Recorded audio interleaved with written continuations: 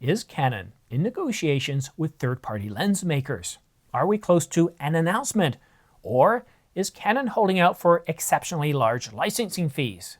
Well, we've got an update to yesterday's story where a Canon executive was interviewed, but this time we've got an update on how well the negotiations are going. Manavi News, an online Japanese publication, interviewed Tsuyoshi Takura, Senior Managing Executive Officer and Deputy Manager of Canon's Imaging Group. The interview was held at CP Plus last week, and as we reported yesterday, he said Canon is communicating with third-party lens makers regarding RF mount lenses, and he said that there's no restrictions. That communication with third-party makers is deeper than it was in the early days, and revealed that they are proceeding with more active interactions than before. And while this sounds positive, more positive that we've had in the past, many called BS. Others believe that Canon's stalling by asking too much for licensing fees, or felt that Canon was speaking with a forked tongue. What we didn't report yesterday is that the depth of communication is probably more than halfway towards commercialization, and that this senior Canon executive indicated that negotiations are progressing smoothly.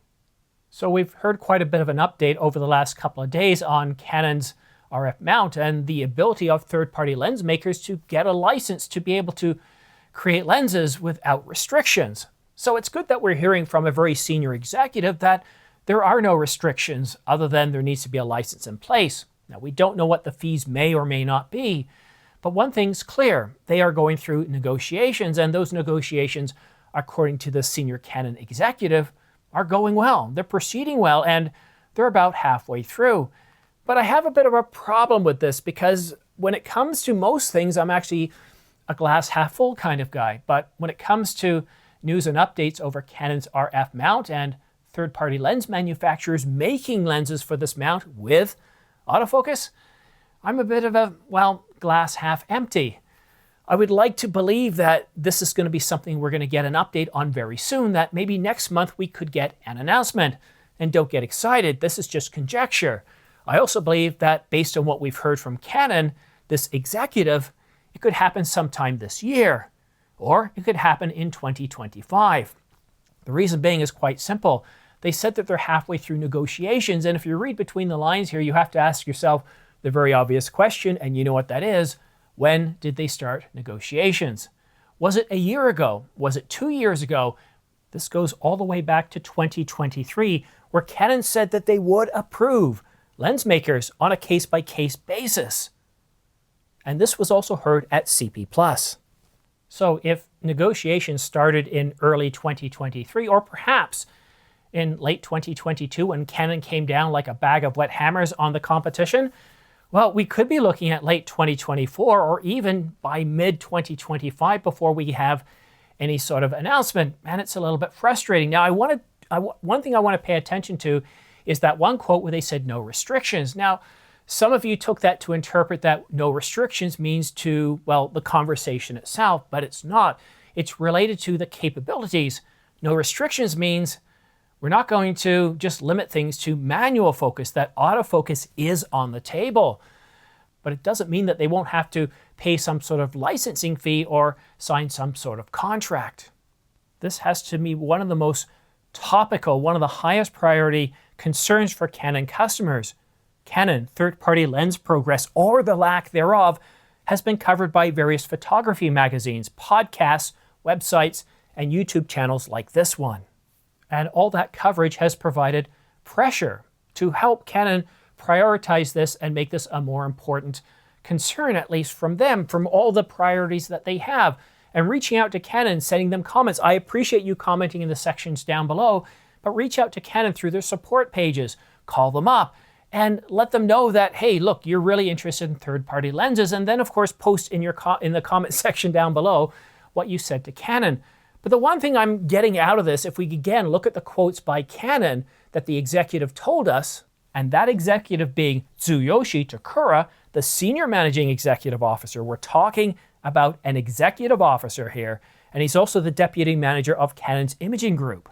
When he said that the depth of communication is probably more than halfway towards commercialization, But there's one thing that's kind of occurred to me about this interview with Canon, and it's the progress, it's the involvement, it's the level of communication, how it's ramping up, and that they're moving towards commercialization. And what that indicates is Canon has a direct role in this process.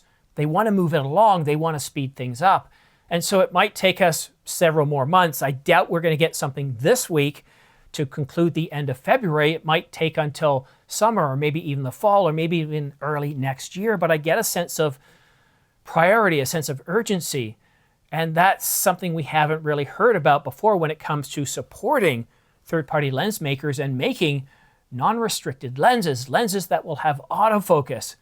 And that's kind of a big deal. It's something I'm really looking forward to because, again, there's a huge, gap in Canon's lineup from around $300 all the way up to $1,500 for both APS-C and full-frame mirrorless cameras.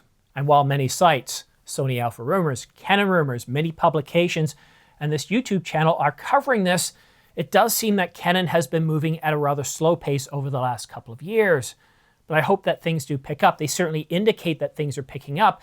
And one thing to really kind of be aware of here is Canon didn't have to say anything here whatsoever.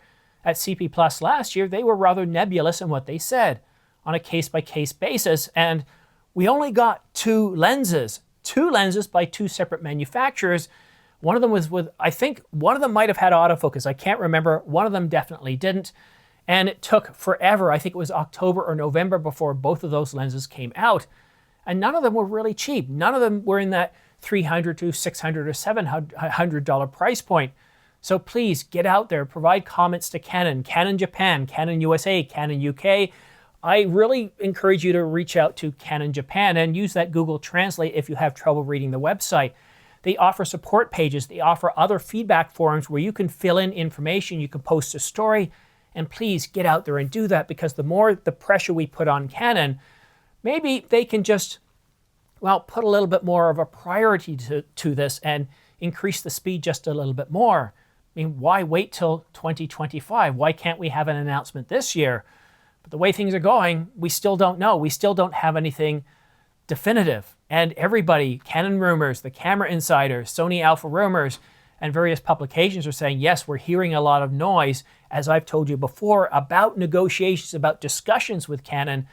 But in terms of fruit, in terms of the outcomes, dates, roadmaps, we don't know much other than these are going to be lenses with autofocus. And I think that's one of the biggest deals here, that negotiations are going smoothly, that they're increasing the level of negotiations. So hopefully before the end of the year, we'll get something. Now, I could be wrong. Maybe we'll have something sooner than later. But again, I'm going back to that glass half empty. And I can't imagine us getting an announcement before, at the very least, the announcement of the R5 Mark II and the EOS R1, which is late April or early May. And that would be a big bombshell to talk about these two lenses, and then right after these two cameras, and then right after that, whether it's right after the show or a day later, to come out with support for Sigma lenses, Tamron lenses, and a whole bunch of others. Wouldn't that be great? It certainly would be exciting. So hopefully this year, but I don't think, if I was going to make a guess, I would say either October of this year or CP Plus of next year. Yeah, that would make us wait another year. And I know for some of you, that's too much of a wait. And I get it. If you want to move to brands like Sony with their E-mount, where how many lenses have been announced in the last week alone for the E-mount? Some 5 to 7 lenses. So whether you own APS-C or full frame, it doesn't matter. There's so many different lenses, from the very affordable to the expensive, filling out, cameras like the ZV-E1 and all the other ZV different cameras, going up to the Sony a7 IV. A lot of good affordable lenses like the Sigma 35mm f1.4. So if you want to stay up to date on all the latest and greatest regarding the slow progress of Canon's work on approving third-party lens manufacturers, including Sigma, that are going to be able to produce lenses with autofocus, then go ahead and subscribe. Hit that subscribe button as well as all notifications. Follow me on Twitter so that way I can keep you up to date on all the latest and greatest. And if you're interested in purchasing any camera gear, lenses, or accessories, and you're looking at purchasing those from Adorama, B&H, or Amazon.com, then please consider using my affiliate links down below in the description, these ones right here, because I get anywhere from 2 to 12% back, and I really do appreciate that. It's what really has allowed this channel to grow and to get really good gear such as the 100 to 500 millimeter, the 200 to 800 right here, the Canon EOS R5, the 50 millimeter f1.2, the lights and everything else that goes to producing this channel. I really do appreciate everybody that's helped me because, you know, when I started this channel, I didn't want to get lenses for a couple of days or a week and do a review and then send it off. I want to know what it's like to live with these lenses and cameras and accessories day in and day out. So thank you very much for everybody that subscribed, that follows me on Twitter, that comments, that engages with this community, and also for those of you that have used my affiliate links. Thank you so much. Have yourself a great week, and we'll see you again soon.